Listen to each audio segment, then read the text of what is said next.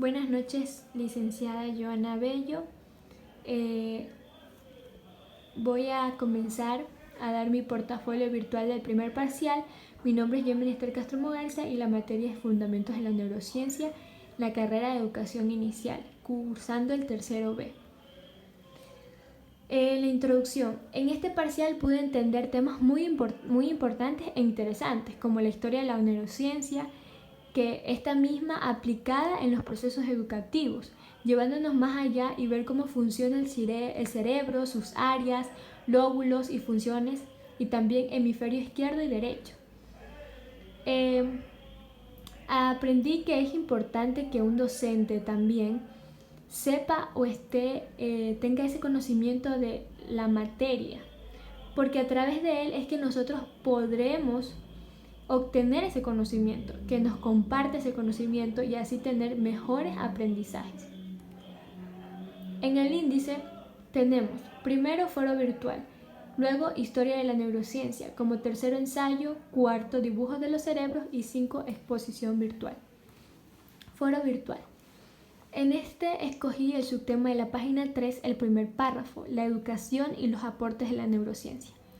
Pienso que es fundamental la educación para el ser humano porque es a través de esta que se forma y prepara con conocimientos esenciales que sirven a futuro en nuestra vida cotidiana.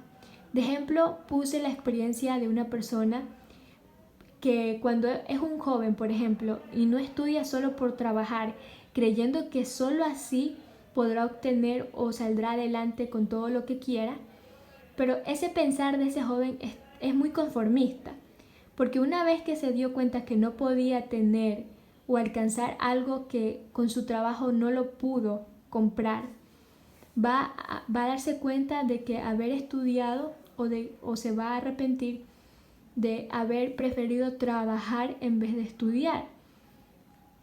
Entonces, por eso es que la educación es fundamental en nuestras vidas. Tenemos la historia de la neurociencia.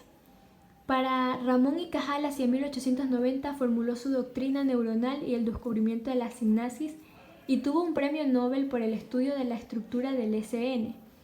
Tenemos que en el siglo XX está o aparece la neurología, la neuropsicología, la neuroanatomía y la neurofisiología. Paul Broca en 1861 describe a los problemas en la expresión del lenguaje, revela una lesión en el lóbulo frontal izquierdo.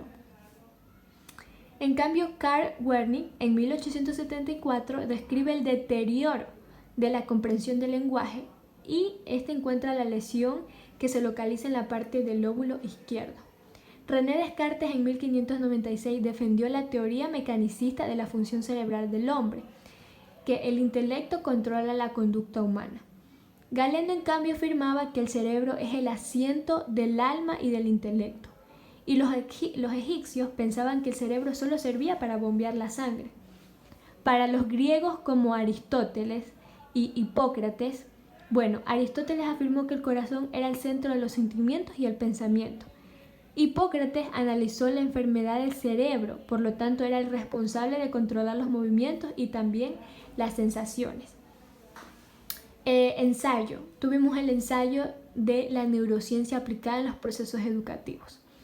Esta es una disciplina que pretende integrar los conocimientos neurocientíficos acerca de cómo funciona y aprende el cerebro en el ámbito educativo.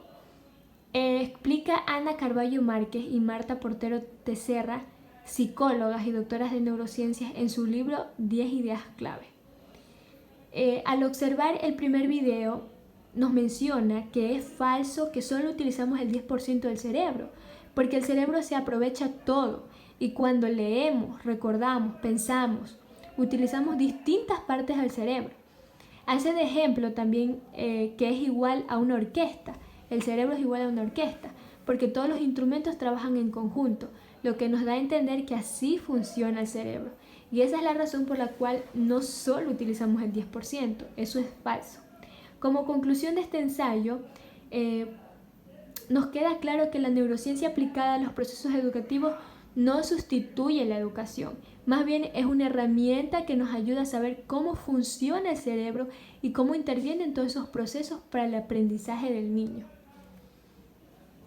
Tenemos lo que son los dibujos de los cerebros.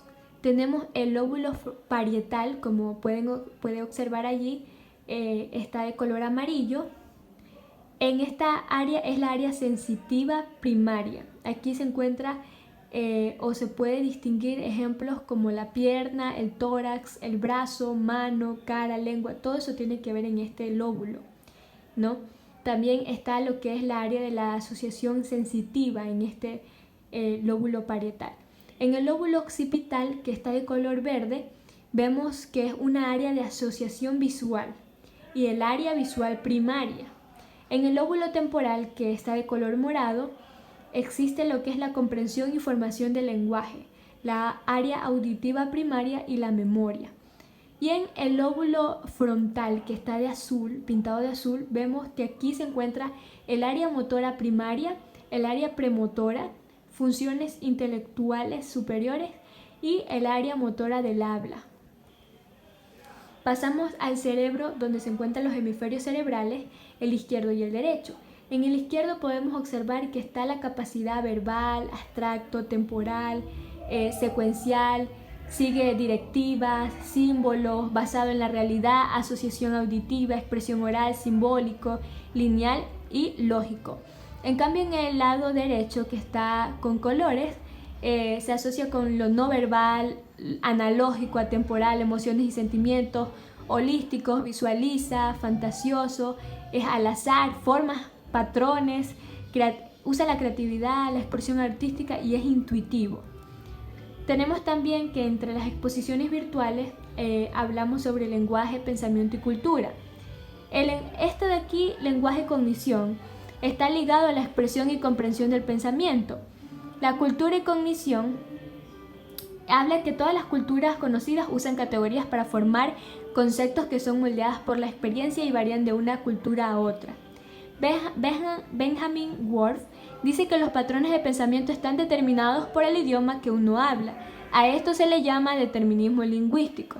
Algunos críticos también sostienen que las personas de culturas que hablan otro idioma piensan de maneras similares y otros que la gente crea palabras nuevas cuando las necesita. Por último, tenemos reflexión. Los temas que pudimos observar en las diapositivas fueron lo que vimos durante este primer parcial y del cual aprendimos también, y nos queda seguir enfocándonos y trabajando para el siguiente que nos espera. Mi proyección: espero seguir aprendiendo y obtener conocimientos, al igual que poner todo mi enfoque, mi empeño y responsabilidad en esta materia que es muy fundamental y que es muy bonita, es muy interesante.